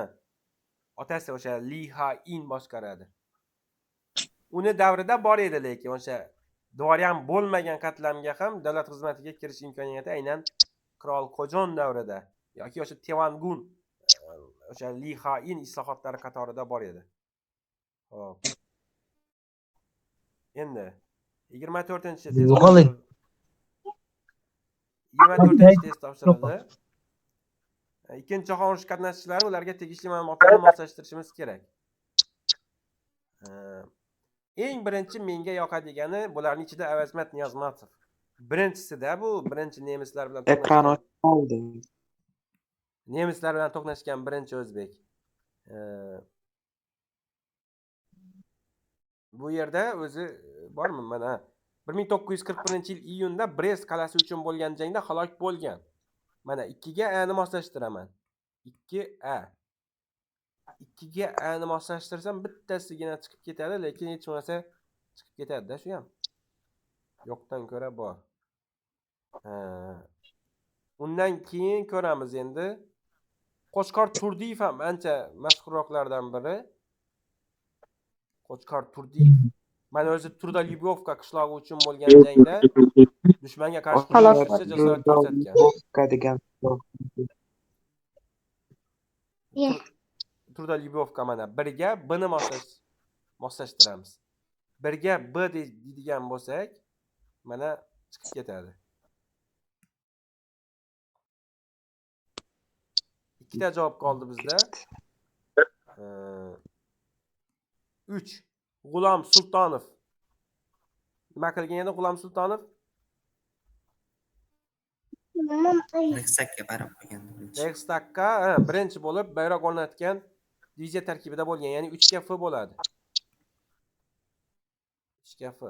Va mana yakuniy javob bizda A javobi bo'ladi. O'zi bu yerda yana bir topishning yo'li bor. Birinchi mana bu S javobni chiqarib yuborsa bo'ladi, hech birda qatnashmaydi deb turib. O'zbeklardan birinchi bo'lib general-mayor unvoni berilgan. Bu kim edi? Sobir Rahimov. Sobir Rahimov. Sobir Rahimov. Javobni chiqarib yuborish kerak. Masalan, S qatnashgan javob chiqarib yuborsak, mana D chiqib ketar edi. Hop. 25-chi test topshirig'i. 19-asr so'nggi choragida Turkiya tarixiga oid bo'lgan ma'lumotlarni aniqlang. Bu yerda Turkiya bu yerda muhim jihati va 19-asr so'nggi choragiga doir bo'lishi kerak. Buyuk Britaniya hukumati mamlakatdagi neft konlaridan foydalanish, tosh va temir yo'l qurish uchun ruxsat oldi. Eron bo'ladi bu. Bu Eron tarixiga voqea. Shahanshah bank tashkil etildi. Bu ham Eron bo'ladi.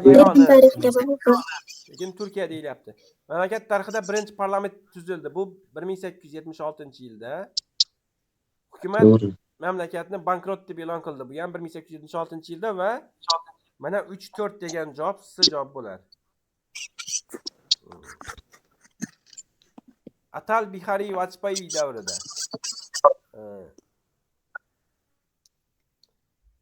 Atal Bihari Vajpayee davrida Yashil inqilob bu Indira Gandhi davrida Hindiston g'alla eksport qilishni boshladi. Bu ham Indira Gandhi. 92 to'g'ri kelmaydi yiliga. Bu yerda B javob bo'ladi, lekin A javob o'xshab ketadi-da. A javob o'xshab ketadi. Nima uchun? Taminla. Javobni belgilab olishi mumkin. Musulmon separatizm bor. Ha. Atal Bihari Vajpayee davrida o'sha Kashmirdagi musulmon separatizmini kuchsizlantirish tadbirlari o'tkazilgan. Kashmirdagi. Eslab qolinglar. Xo'p. Qadimgi Yunoniston bu yerda qadimgi Yunonistonga to'g'ri keladigan xudolar orasida Apollon bor, Helios bor. Apollon bor, Helios bor. Qarang. Agar biz Apollonni moslashtirsak, birinchi Apollondan ketib ko'ramiz. Keyin nima bo'lishi kerak? To'r. To'r, yorug'lik xudosi bo'lishi kerak. Mana shunaqa javob bormi? 1 B4 degan. Bor. Bor. Bor. Hali bu yerda chiqarib tashlab bo'lmaydi-da, chunki Helios ham bor-da. Mana bu ham to'g'ri keladi. Qadimgi Yunoniston, aytaylik, Heliosni moslashtiramiz. Helios quyosh xudosi. 1 ga 5 degan javob bormi? Mana o'zi birinchida ikkalasi ham to'g'ri kelyapti. Birinchi orqali. Endi keyingisini ko'ramiz. Qadimgi Rim, Mesopotamiya, qadimgi Rim bu yerda Venera to'g'ri keladi va Neptun to'g'ri keladi. Venera sevgi xudosi. 2D7 degan javob bormi? 2D7. Ha, Bor. Endi qadimgi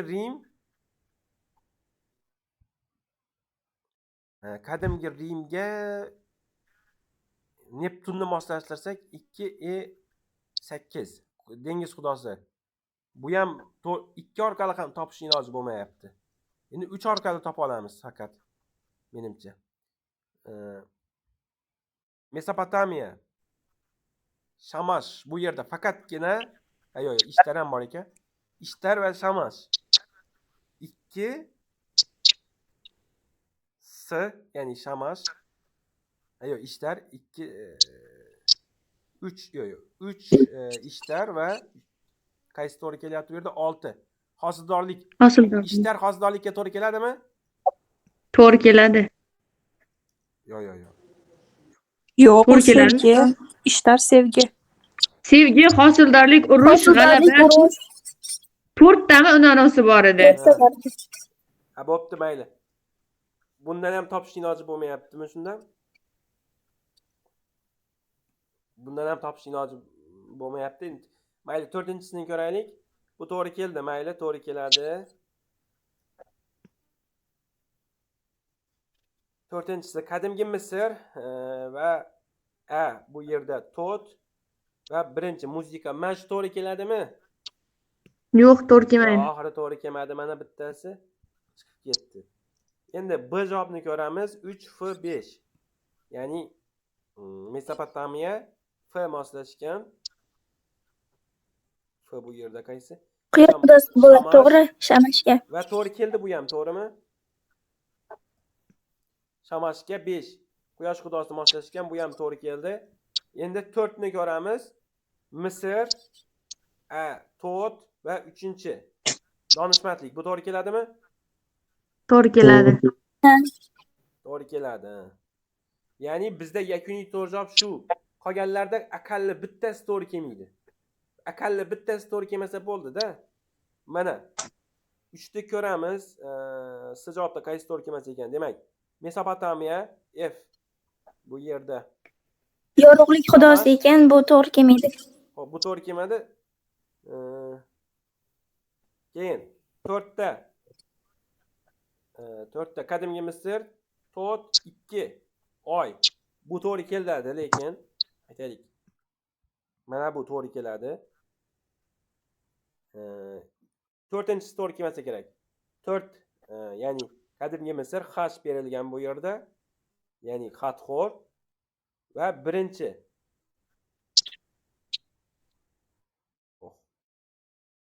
Xatxor. Go'zallik bo'ladimi?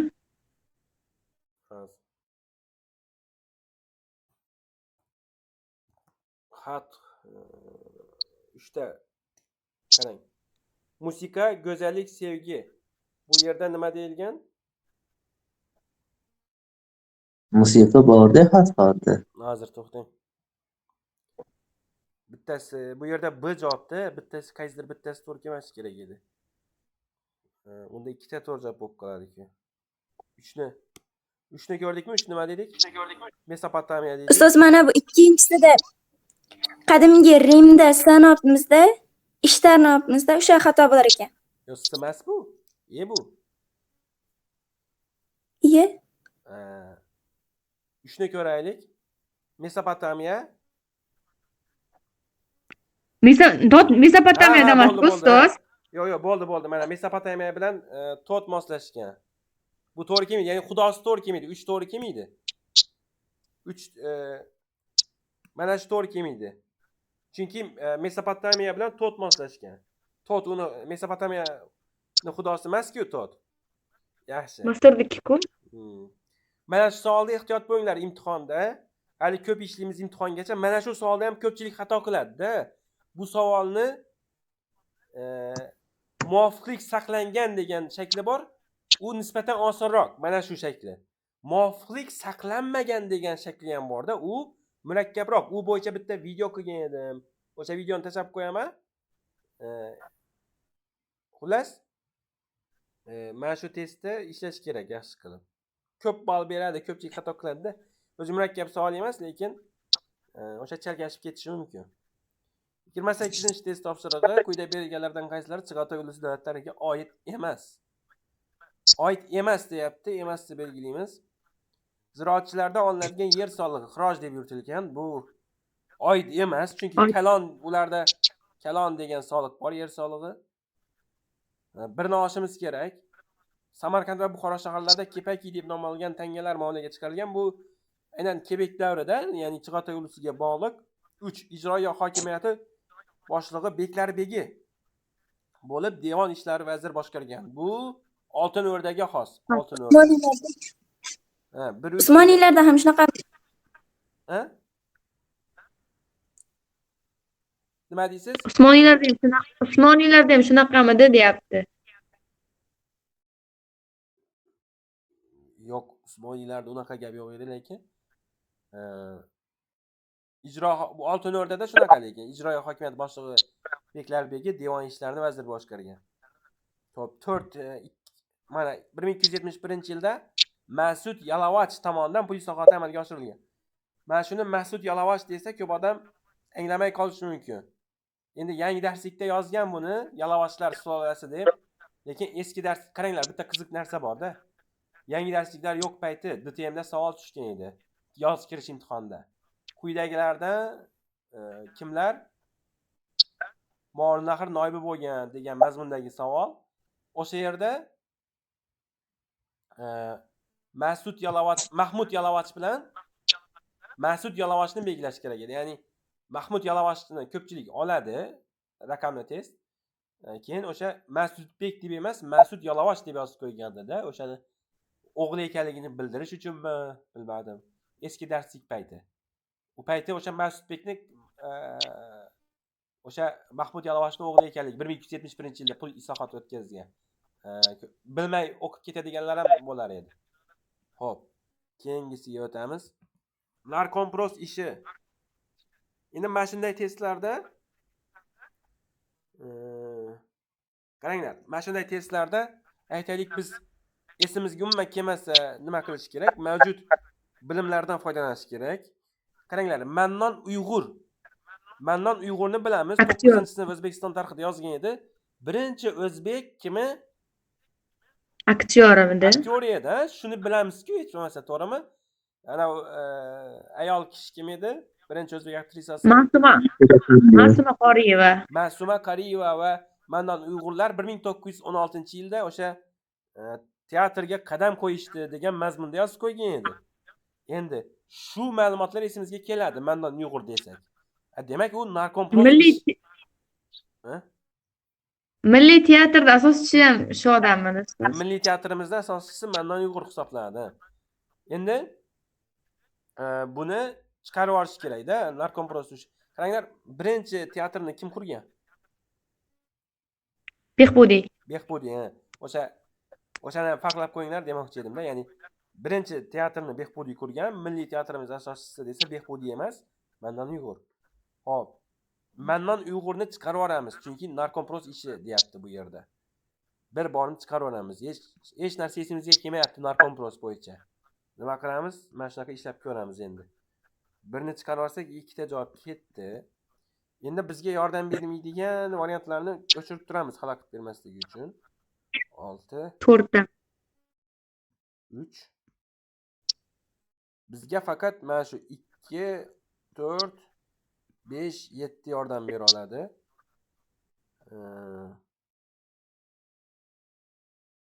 Endi demak 2 ni ko'ramiz. Bo'lat Soliyev. Keyin 4 ni ko'ramiz. Ashurali Zohiriy. 5 Bois Qoriyev, 7 Nodir Saidov. Xo'p, endi nima qilsa bo'ladi? Men shu Bo'lat Soliyev degan ismni hech qachon o'qimaganman deb turib ham ko'zimga umumiy issiq bosilmayapti deb turib sizini olish mumkinmi ekan? Agar umuman o'qimagan bo'lsa-da. Bu yerda siz javob bo'ladi, o'sha Mahmud Xodiyev. Mana Mahmud Bois Qoriyev, Mannon Abdullayev, Nodir Saidov. Bois Qoriyev, Mannon Abdullayev va Nodir Saidov bo'ladi. Yakuniy to'g'ri javob. Yangi kitobga qaysidir botuv deb kelgan ustoz? Nima deysiz? Yangi kitobga shu Mahmud Xodiyev botuv deb kelganmi? Mannon Abdullayev.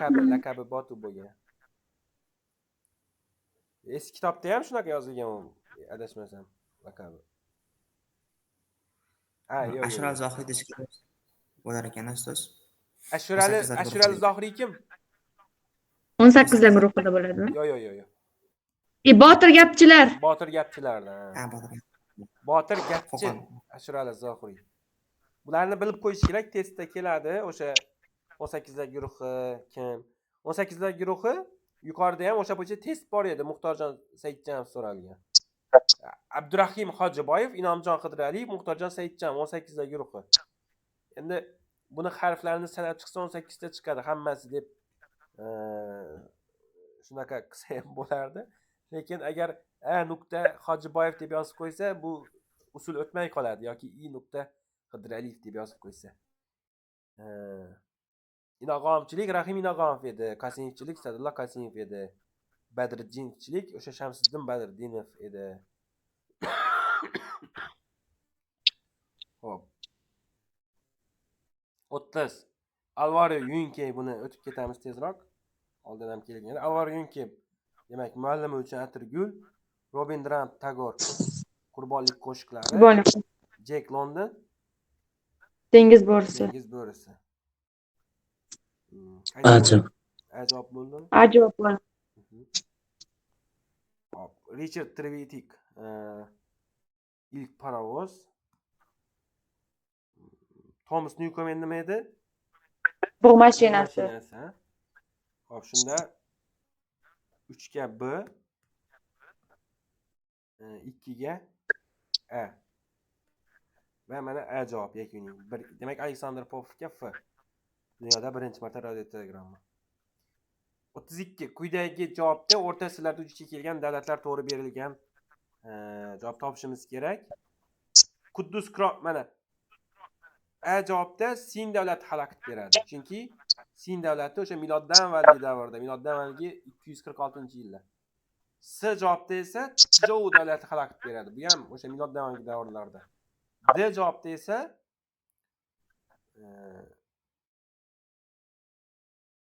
Chin davlati xalaqit beradi, chunki bu yangi tarixda. 1636-yilda o'sha keyin esa 1644-yilda Xitoyda egallashgan. Xo'p. Quddus mana 1099-yilda o'sha birinchi Sovet natijasida tuzilgan edi. Mini imperiyasi 1368 1644-yilgacha. Keyin Bolgariya kiradi. Mana bu javob. Xo'p. Endi mana bunday savollarda birinchi qaysi savollarni ko'rishimiz kerak deb o'rgatgan edim? 34 bilan 35 ta. 34 bilan 35 ni ko'ramiz, ha? Chunki 34 A bo'lsa 33 A bo'lmaydi. Aytaylik 35 B bo'lsa 33 B bo'lmaydi. Men shuning uchun-da hozir 33 ni ko'rsak biz hammasini o'rganib chiqishimiz kerak birinchi navbatda. Agar 34 bilan 35 ni topib olsak, ikkita javobni chiqarib tashlab nisbatan osonlashtiramiz. Qaysi shartnoma Ukraina janubiy sharqida Donetsk va Lugansk viloyatlarida Ukrainaning yangi hukumat kuchlari hamda Rossiya qo'llab-quvvatlagan qurolli guruhlar o'rtasida to'qnashuvlar kuchayishi ortidan imzolangan. Bu yerdagi Minsk shartnomasi. Qaysi shartnoma natijasida MDHga a'zo davlatlarning soni 11 taga yetgan? Bu Olmaota bo'ladimi? Olmaota deklaratsiyasi. Markaziy Osiyo ham aynan Olmaotada kirgan. Xo'p, Ashxobod emas, mana Ashxobodni kimdir yozib yuborishi mumkin. Qaranglar, Ashxobod Markaziy Osiyo, O'zbekiston qaysi shartnomaga ko'ra MDHga kirgan desa, Ashxobod emas, Olmaota. Buni ham yodda qo'yinglar. Endi berilganlardan qaysi biri eng oldin imzolangan? Demak, bizda E ham emas va F ham emas-da, mana shu javobi. Belovet shartnomasi bu 1991-yilda, Schengen konvensiyasi 1990-yilda, Oslo 1 1993-yilda, Maastricht 1992-yilda, Minsk bilan Olmaotani yo'qotib turamiz. Ashxobod qachon? 90da. Yo'q, 95 emasmi? 91 bu ham Ashxobod. 91da. Olmaota ham. Hop, endi 91da bu SSR parchalanishi davrlari-ku. Eng oldin bo'ladigan bo'lsa, mana qaysi bo'lyapti? Schengenmi? Aytingki. E'tibor bersangizlar, men Schengen konvensiyasi deb yozib qo'yibman. Chunki Schengen kelishuvi o'zi aslida oldinroq imzolangan, o'sha darslikda noto'g'ri tushib ketgan 90-yilda deb. Konvensiya desak, nima bo'ladi? Nisbatan moslashtirganman-da keyin test uchun. Schengen kelishuvi ertaroq imzolangan 85-yilda. Xo'p, bu javob bo'ldi. Endi yaxshi. Kimdadir savol bormi? Yozmasi yo'q ekan.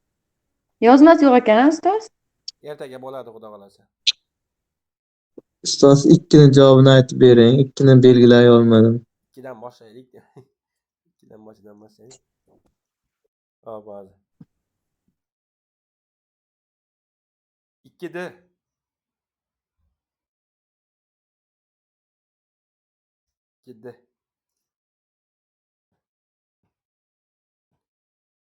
Ikkida javob to'g'rimi?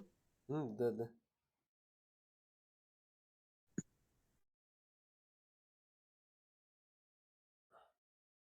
Hop, kimdadir savol bormi? Agar boshqa hech kimda savol bo'lmasa, audio chatni yakunlayman.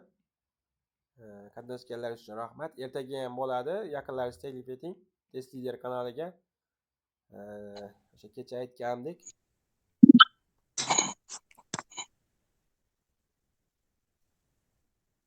Hop.